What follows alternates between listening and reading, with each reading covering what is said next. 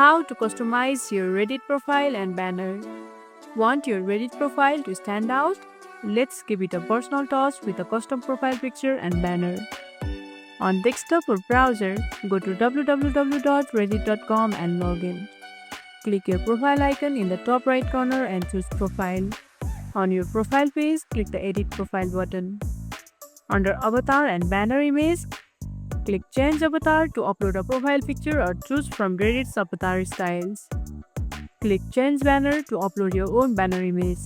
Best size is around 1920 by 384 pixels. Scroll down to customize display name, bio, and theme color if you like. Hit Save Changes. On mobile apps, open the Reddit app and log in. Tap your profile icon, then tap My Profile. Tap the Edit button. Change your avatar, upload a banner, and edit your bio. Tap Save when done. And that's it. Your Reddit profile now has its own style, perfect for showing off your personality while you post and comment. If you found this tutorial helpful, don't forget to like this video, subscribe, and tap the bell icon so you never miss an update. See you in the next one.